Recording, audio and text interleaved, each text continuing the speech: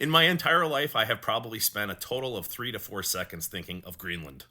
Yet that's what we're going to be talking about today. Bald, blind, and buddies.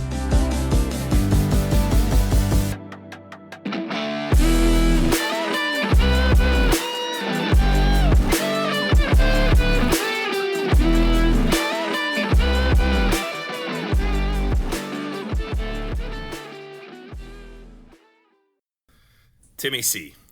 A little bit off the beaten path today because it's Martin Luther King Day, which we'll talk about in a moment. Yep. But we're recording on a Monday. So how was your weekend, pal? How was your week? I've been out of town. I'll tell you about that in a second. But how was your weekend? How was your week? It was good. Peter came home from college, so I had him back for a little while. It's cold here in the upper Midwest, but what do you expect, right?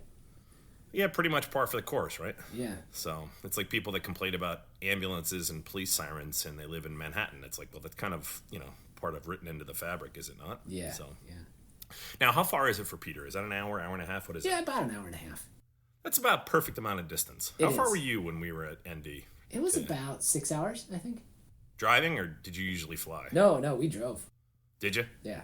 Yeah, Iowa is not exactly a booming metropolis for air flight, I would imagine, right? No, you just hop on 80 and you're just there. Yeah, that's what I did too. Yeah. I took 80 East and went to New Jersey. So, did you happen to catch any of the football games last night? I did. I caught the end of the Bears, which was good, and I caught part of the Seattle Seahawks beatdown. I did not see that one. I saw I turned it on. I was doing stuff all day. We have the 3 kids and their sports and so forth. And we had a soccer game, and then it was my buddy's birthday, so I went out and met them for a drink. Katie stayed home. She was more than happy to stay home, of course. And I went out, had a beer. And the cool thing about where we live is everything's, 6 blocks. Had a beer and then came home, and I happened to turn it on. And I think at that point, I guess they ran the opening kickoff back for a touchdown. Yeah. So it was 7-0, and there were 5 seconds into the game or something. And I think it just went downhill from there. It did.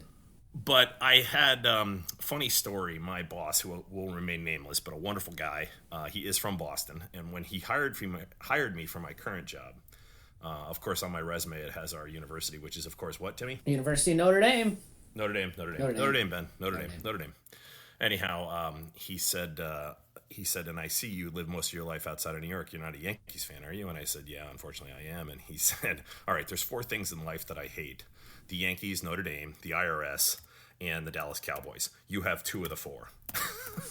So, and he said, I'm going to hire you, but I just want you to know that. So I just found that to be hysterical. But I find myself rooting against the Patriots, and I really like their coach, Mike Vrabel. In fact, he was a guy that I kind of hoped that Notre Dame would look at if Marcus Freeman ever left, but I don't think he's got a good gig going there.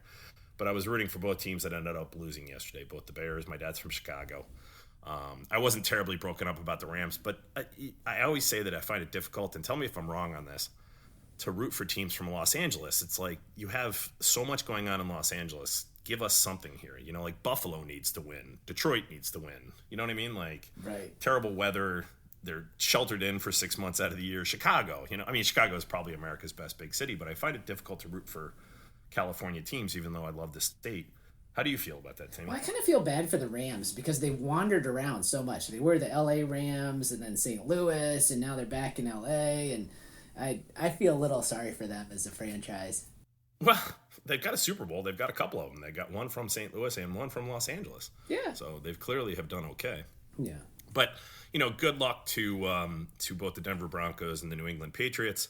The Denver Broncos, of course, lost their starting quarterback on the second to last play of the game. He's out for the year now with a broken ankle. Apparently, he played the last couple plays on a broken ankle. And on the NFC side, it'll be Seattle against the Rams. That should be a good game, both from the NFC West. They've already played twice this year. Yeah, yep. And I think they split, if I'm not mistaken. So this should be the tiebreaker. Yeah. They know each other well, is the point. They play each other in the same division. Any dog in that fight, Timmy? I like the Seahawks. I think they're feisty. I like a good redemption story, and Sam Darnold could be that. So they're who I'm rooting for. Yeah, but can you have redemption before the age of 30? It's like his redemption. He got drafted when he was 21 or 20 years old or something. That's true. It's really annoying, Yeah. And if you want to pay me $60 million a year, I'll take a redemption story too. Right. So, Yeah. I suppose I have 3 teams left, and by that I mean anybody but the Patriots. So, Yeah. But if the Patriots were to win it, I really wouldn't be that upset because I'm Mike Vrabel. So. Yeah. And any interest in tonight's national championship game? It's the Miami Hurricanes. College Associated Minor League, or as I call it, CAML football. Is that what you're calling it now? Yeah, CAML? CAML. Okay. All right. I like it. No. I will, of course, root for Indiana, largely because it's such a wonderful story. But number 2, because I would be hard-pressed to root for anybody who was playing the Miami Hurricanes. Or, excuse me, I'd be hard-pressed to root for the Hurricanes against anybody. I joke that, if Hitler was playing the Miami Hurricanes, it'd be a toss-up, So. Did you see there was a Wall Street Journal article on how these college franchises like Ohio State and Texas, I think, are worth $1 billion? Yeah. Isn't that crazy? I tend to be, probably because I was raised Irish Catholic, I tend to believe that honesty is the best policy, sunlight is the best disinfectant. Not bleach? Huh? Not bleach? Maybe. Vinegar apparently is even better, but this has been going on for years, this under-the-table paying of players and so forth. At least now it's out in the open. And I just tend to, it's the same thing with gambling. I know the numbers for people that are engaging in gambling, which we can devote to a future podcast, have shot up dramatically.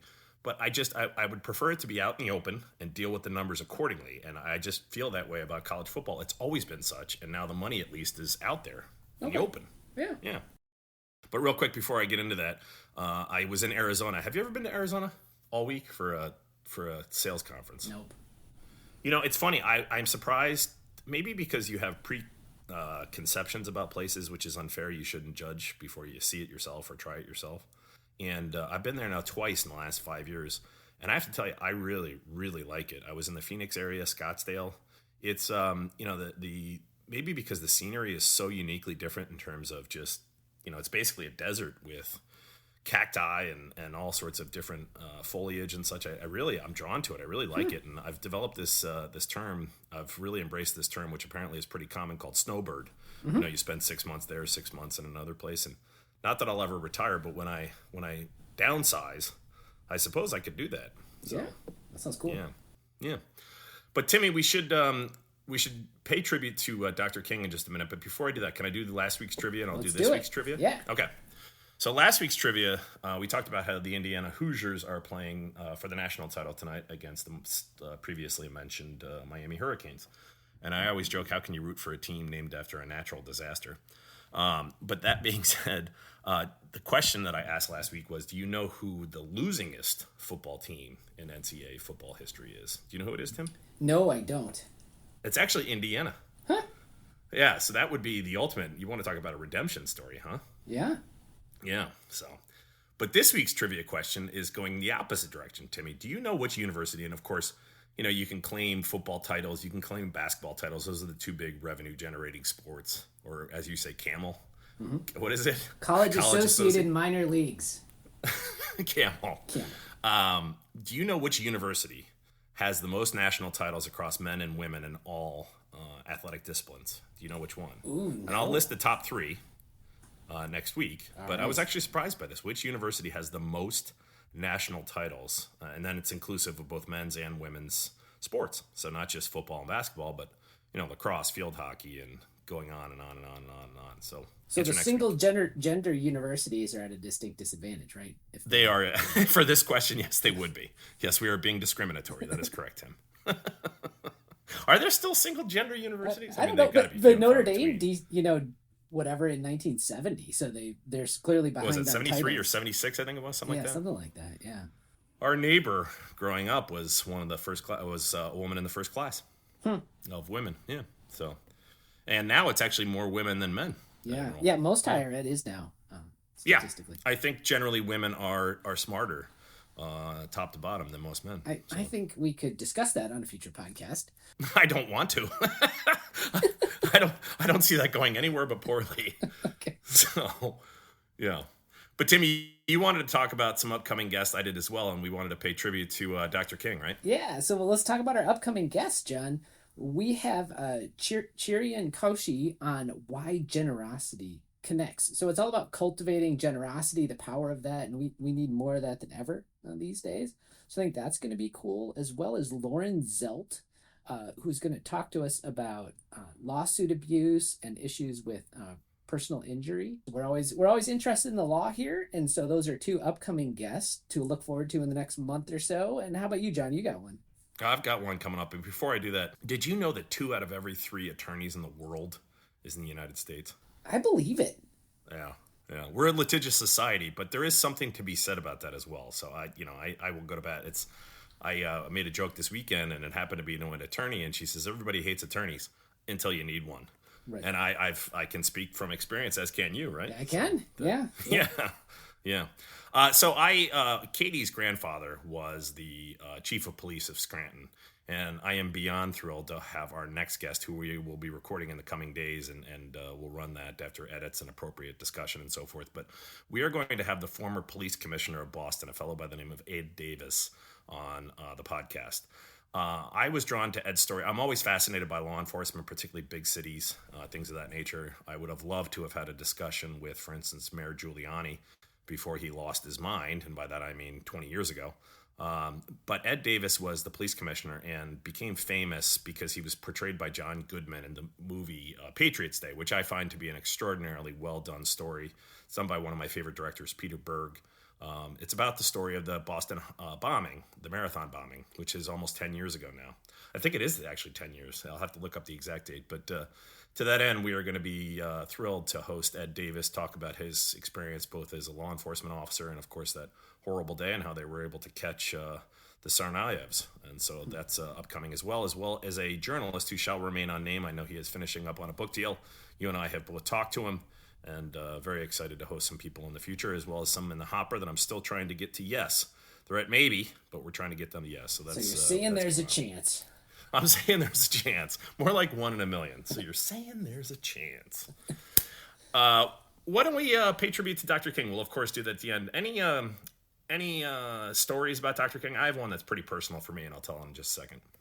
I think every time I hear Dr. King, I find something new or rediscover something old that's valuable. And just this power of love and patience and his optimism about the slowly bending moral arc of the universe is just it's something we should tap into more often. And I just so grateful that he walked on this earth for the period he did, and wish he had walked longer. The arc of the moral universe is long, but it bends towards justice. That's his famous expression. Yeah. And actually, the Obamas had that stitched into the carpet in the Oval Office. It was going around the Oval, as it were, as a reminder. Yeah. I don't know if you remember this, Timmy, but in 1993, the application, I only filled out one application, applied early to Notre Dame. I got in.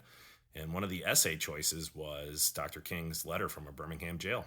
I wrote on that. I remember that distinctly. 30 plus years later, could I tell you what I wrote or what I said? Absolutely not. But he kind of holds a special place in my heart. And actually, when I was in Atlanta a year or so ago, we got to see his boyhood home and go to the Martin Luther King sort of memorial. It was quite touching. And it's just it's a wonderful story. It's a reminder of nonviolent protest and just the fight for justice. So, here, good on you, Dr. King. So yeah, we are grateful. I have to say this before we get into this. I said this to you by text. If I had given you 1,000,000 years and a chance every day to pick a topic, I would dare say we never would have come up with this topic but for Trump. Is that a fair statement? In my entire life, I have probably spent a total of 3 to 4 seconds thinking of Greenland. Yet that's what we're going to be talking about today. Yeah. What does that tell you about the U.S. presidency and about the current occupant in general? Or does it tell you anything, Timmy? Well, I think it's interesting. I think in 1,000,000 years, we probably would have hit Greenland. I do believe that is true, but I also agree. In 1,000,000 years, we would have? Yeah, I think so. Okay. All right. I'll give you that. Meaning if we had discussed every state at least twice, every country at least 3 times, we somehow would have touched on Greenland. All the moons of the planets, we would have gotten back there. Right, but the irony of Greenland and Iceland is that they're misnomers. Greenland is basically all ice, and in fact, the vast majority, I think it's something like 80 to 90% of the residents live in the southeast or southwestern corner close to the United States because that's the most temperate. Yeah. And I don't know how to pronounce the city. Do you know what the city is? Nook. I can't. I don't even. It's Nuuk, right? Yeah. Is that the capital? I think so.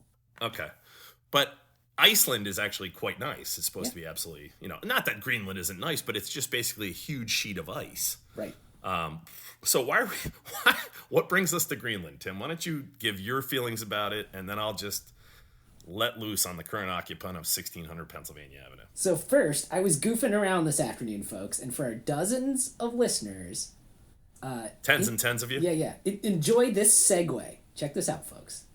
Oh, I want Greenland. It should be my land. Maybe Cuba or even Thailand.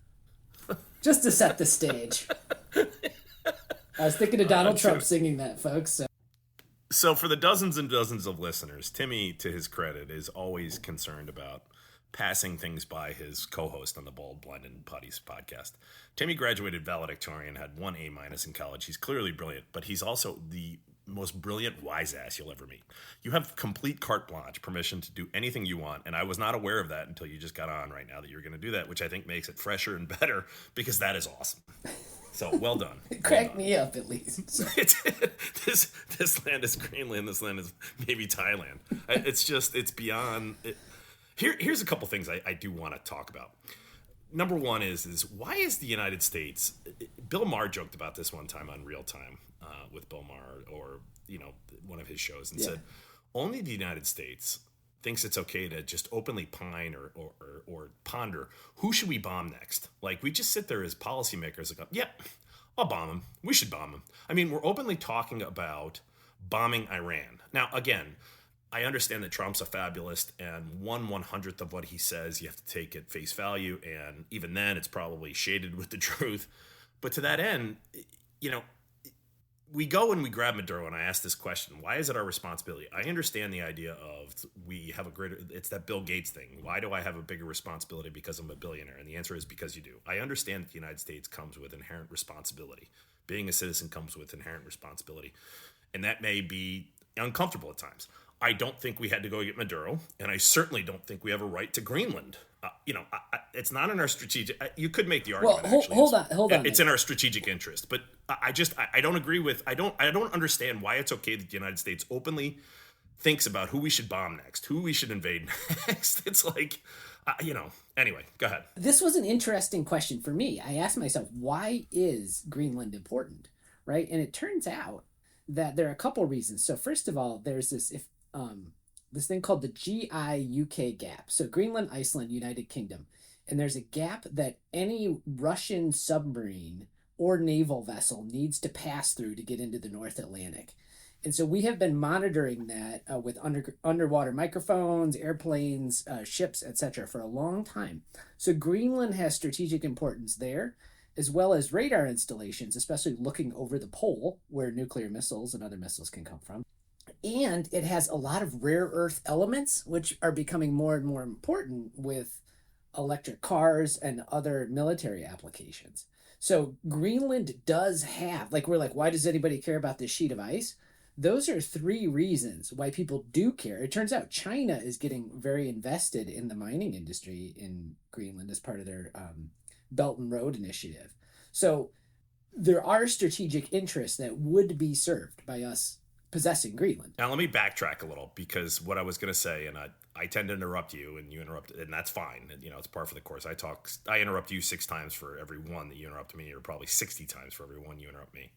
I was going to say I could see a substantial argument being made that Greenland is more strategic importance, just because, in fact, I did it as well. I looked up, I understand geography. Geography matters, right? Mm-hmm. And the location matters. And if you give any credence, which, a lot of people would object to the Monroe Doctrine, which is in our hemisphere, mm-hmm. Greenland is in our hemisphere, right? So there is that strategic importance. It clearly has been used more than a few times in monitoring. You're absolutely correct on that. What I was going to say is I think Greenland has more strategic importance, and I could at least substantiate an argument. I won't, but I could at least substantiate an argument that it is more valuable than going to get Maduro, particularly when President Trump then pardons the former president of Honduras for the exact same crime. Yeah. But the question that I ask is, why now? Wouldn't that have made more sense during the Cold War? The argument I think you're going to advance is that China is just as big a threat, if not more so, than the Soviet Union long term. I get it. So there is Russia is reemerging as a threat. Okay, the only reason Russia matters is because they have nuclear weapons. Their economy is something like 1/10 of the size it was during the Cold War. The average life expectancy has actually gone down in Russia since the Cold War ended.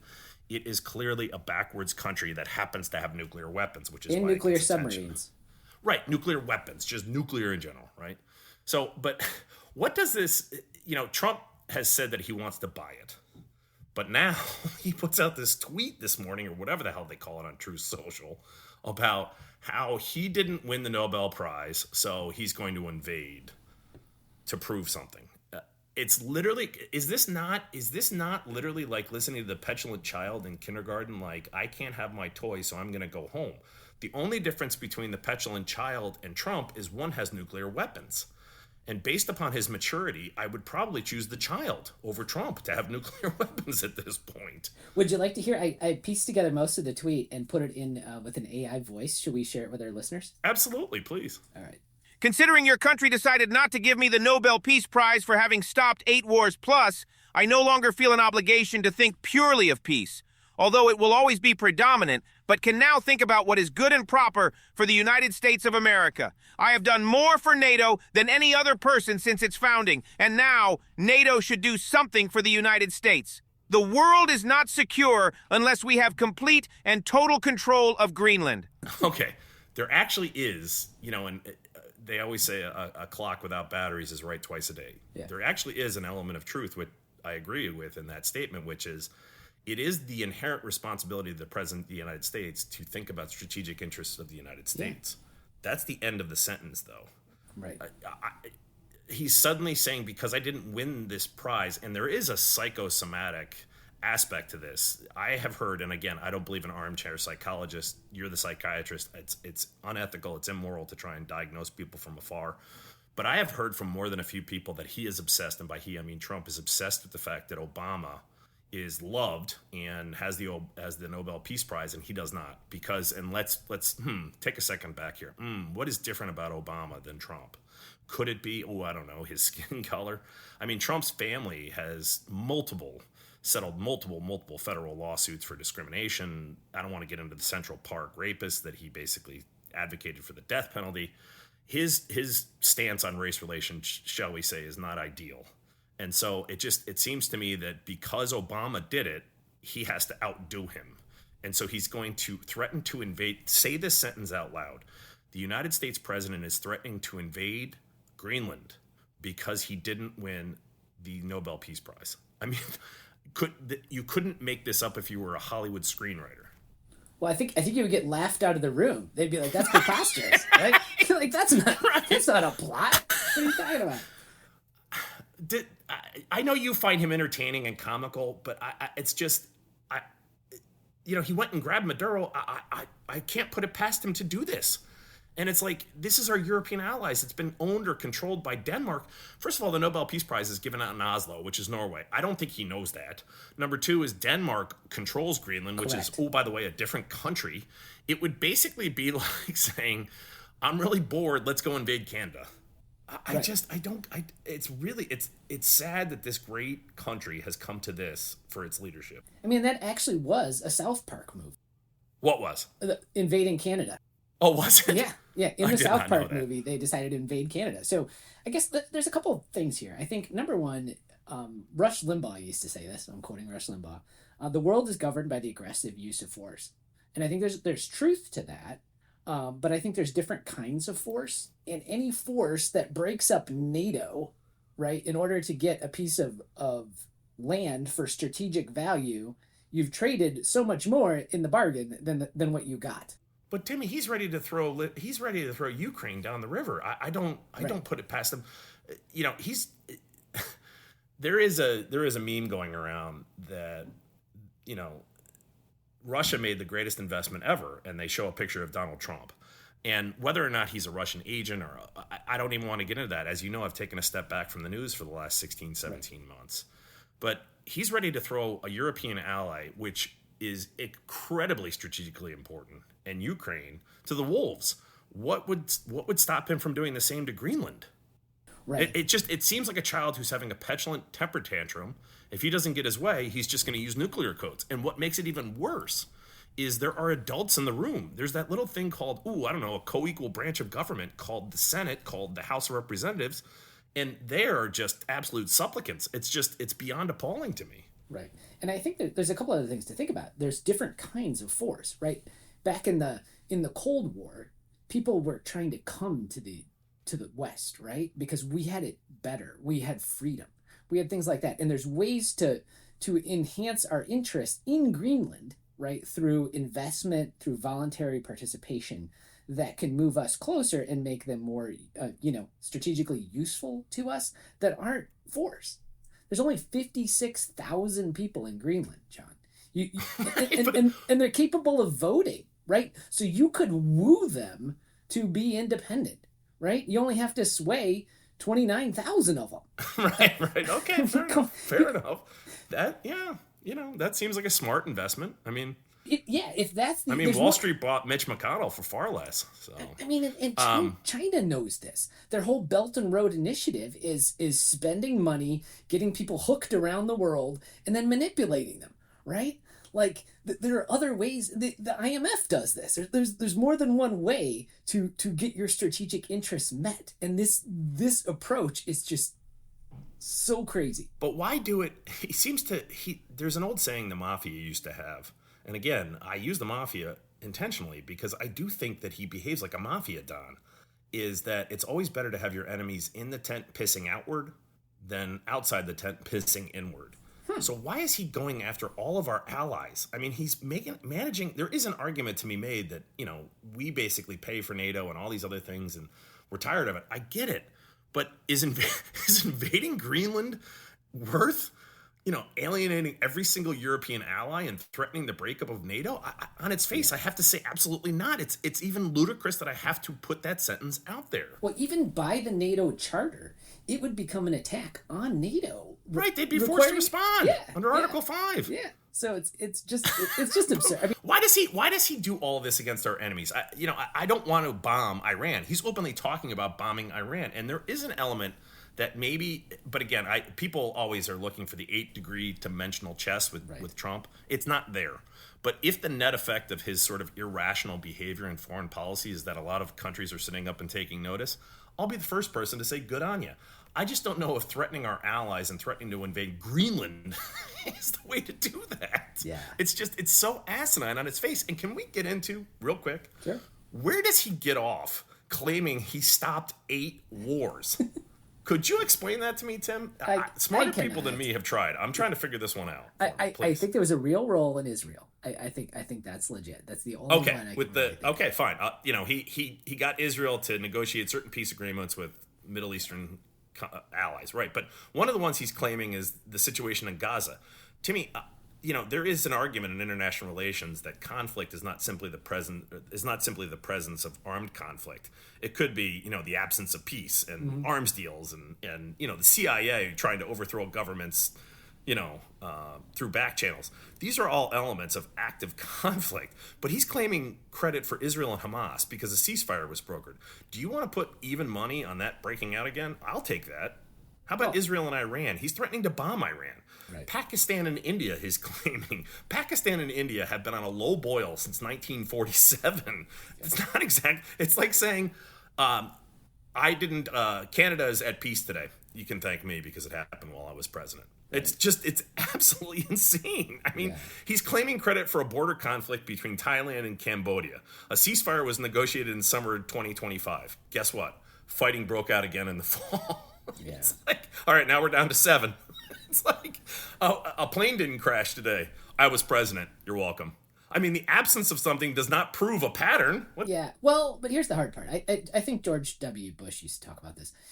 We don't know all the things that they prevented from happening, at least as far as terrorism goes.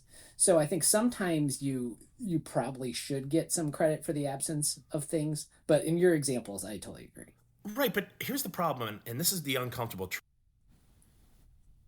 Bush always claimed about how we didn't have attacks post-September 11th. You know what we did, though? We had an attack on September 11th. Right. So you have to take the good with the bad. I'm not saying he's single-handedly responsible. It's like saying that, he was responsible solely saying, though, is if you're going to claim credit for the absence of something, you have to take credit for the existence of something. Do you not? Yeah, I think so.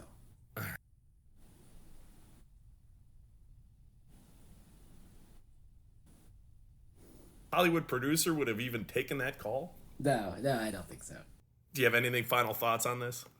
No, I think I mean, what I did find interesting in looking into this, did you know that Greenland subsists on a block grant from Denmark every year, in addition to Denmark supporting their Coast Guard and law enforcement, etc.? So it's costing about $10,000 per citizen from Denmark to keep Greenland. And that may not be economically sustainable. That's why I say there may be other ways to get our interests met there that don't involve, bullets.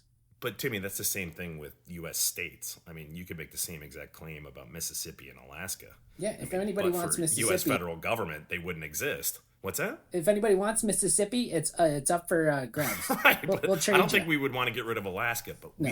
I mean, they are the ultimate. The irony of this is the states that receive the most in federal funding tend to be the reddest. Yeah, and by that, that's what you said. Politically or conservative, yeah. And it's the states that pay for them that tend to be blue, and it just seems to be that most people, if you actually break it down, are voting against their own economic self-interests. I'm not saying New York should be selfish and California should be selfish and say, go ahead, give up Mississippi. I am, however, saying that maybe certain states should recognize how much they receive from the federal government when they talk about, my favorite is keep your government hands off of my Medicare. I don't want socialized medicine. Right. Aren't you 72 and receiving Medicare? Right. It's the definition of socialized medicine. So, but anyhow. All right, Timmy, why don't you do your whack job this week? Sure. And then I will tell you my hero. So I just posted this on my Substack, Ideas First at Substack. I saw that, by the way. I read it. It was an excellent write. It was an excellent read, I should say. Thank you. And excellent writing, I meant. Yeah. So I'll just tease it here. Basically, the ACT has gotten dumbed down for modern kids. The reading passages are shorter. The math is simpler. There are fewer questions. And it's just a recalibration to the fact that, unfortunately, the kids aren't okay. And the sooner we realize that and start to take steps, we can make things better. So that's the upshot. The ACT is my whack job of the week. Can I ask a question real quick? And I'm not trying to be facetious. So, I'm sure a number of people were put out of work when the automobile was invented. People who made buggy whips and dealt with horse saddles and all sorts of, things associated with the horse and carriage and so forth. But that's advancement. Where do you draw the line as it relates to education? Because we just don't have to write anymore. And, people can type, people can, speak things into ChatGPT and have it pumped out. I'm wondering, is this advancement or is this people becoming stupider? You know what I'm saying? Where's the line? I understand what you're saying, which is they're making the math simpler and the passages are shorter. But is that just not a sign of how our society has evolved, or is it truly? And I agree with you that I think that education has lost its sort of oomph. But where do we draw the line there? Well, that's a good question. So I think it comes down to what is a human being? What is a fully actualized human being, right? And I would say a fully actualized human being uses their cognitive ability to its maximum benefit and could exist cognitively without the aid of computers and artificial intelligence. So when you navigate a ship in the military, they have a GPS that can tell you where your ship is to the meter, but they still use the stars and charting and to know where the ship is, because someday that satellite might get knocked out. And if we are so reliant on technology to do the most simple things, we have lost something. And if that ever goes, we may not be able to rebuild where we are. And I think that is frightening. This is why I love having you as a friend and having a podcast with you, because I ask a simple question and you turn it into a philosophical debate about the meaning of humanity. It's awesome. I mean that as a compliment. What is a human being? What is a full life? An unexamined life isn't worth living. So. Well, here's an example. I was arguing a point with somebody. Hold on a second. You were arguing with somebody? I was, actually, yeah. I got to take a step back here. Hold on. Let me sit down. So, and they basically said, accessibility is a custom feature you're asking for on our platform. And I was like, hold the phone, custom feature, thing to say. In this era, I'm archiving that email, right? And what they responded to me with, I swear, was AI slop. And I'm just like, oh my goodness. You can't even think for yourself in trying to reply to this and be political. I don't know why they were doing it. So I wrote back. I said, which AI platform did you use when you wrote that? Just because I'm curious. And didn't get anything back. But it is so degrading to be a human being trying to relate to another human being with artificial intelligence interposed. It frosts my cookies, let's just say. Well, Timmy, as it relates to accessibility and physical disabilities and such, you've earned the right to be angry about that one. I agree with you. So you're not going to hear me argue. You're absolutely right. So, and that is not a good look for a company to say that what you're asking for is a custom feature. This isn't painting the stairway a different color. Right. This is functionality of your platform. And as you know, in the accessibility space, that's part and parcel of it. So separate but equal is not equal. Right. So, yeah. Well, Timmy, my mother-in-law has a cute little sign in her bathroom that just reminds me of something. And it said, not all of us are called to greatness, but are called to do small and meaningful things in a great way. And it really kind of just reminds you that not everybody's going to be the president of the United States. And that's fine. And I wouldn't probably want to be honest with you. Mm-hmm. But doing simple things, everyday things, can be heroic. And I bring that up because during the winter months, it's typical that there is a blood shortage. People are traveling, the holidays, people tend to get sick more during the winter months, and as such, blood donations go way down. So there's always a call for more blood donations. Blood shortages are pretty common, but they become acute during the winter months. And I want to call out someone by the name of David Cunningham from Jonesboro, Arkansas, of all places. He has been donating every 8 weeks since he is 18 years old, I think it is, and they estimate the amount of blood that he has given in the gallons. So, just simple things like that. It's a reminder of that adage that, we're not all called to greatness, but to do small things in a meaningful and great way. And David Cunningham is my hero of the week. You too can be a hero. Donate blood, volunteer at a shelter, help at the ASPCA, teach a child to read. Just simple things are heroic, and that's why I wanted to call them out today. So. Yeah, absolutely. I mean, we've just talked about thinking globally, right? But the point of our sphere, of our action, is locally. Right. This kind of thing is what he did, and it's tremendous. So I totally agree. Yeah.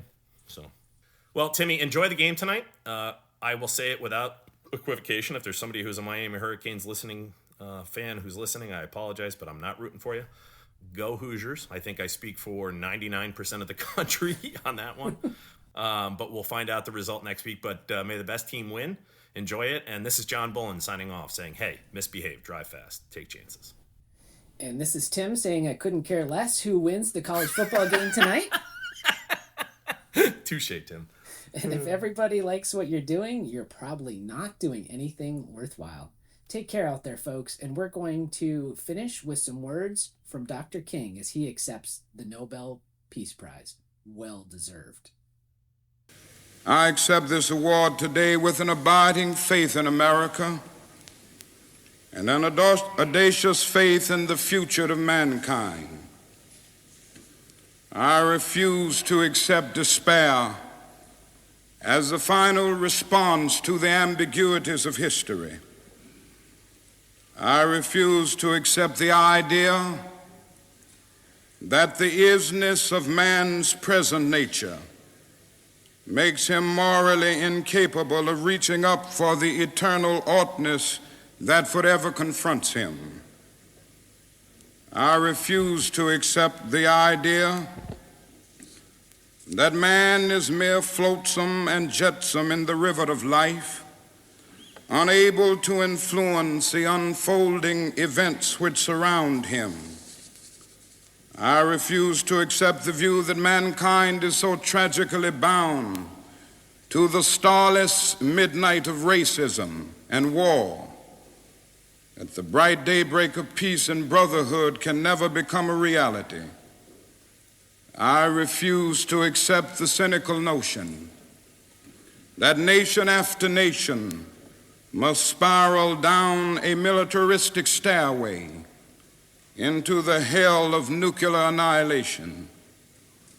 I believe that unarmed truth and unconditional love will have the final word in reality.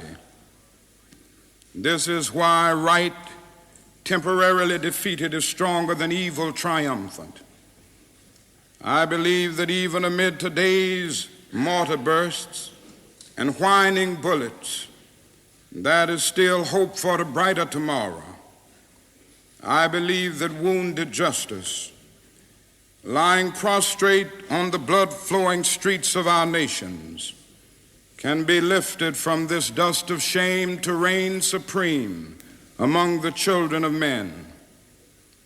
I have the audacity to believe that peoples everywhere can have 3 meals a day for their bodies, education and culture for their minds, and dignity, equality, and freedom for their spirits. I believe that what self-centered men have torn down, men other-centered can build up. I still believe that one day mankind will bow before the altars of God and be crowned triumphant over war and bloodshed and nonviolent redemptive goodwill, proclaim the rule of the land, and the lion and the lamb shall lie down together, and every man shall sit under his own vine and fig tree, and none shall be afraid. I still believe that we shall overcome.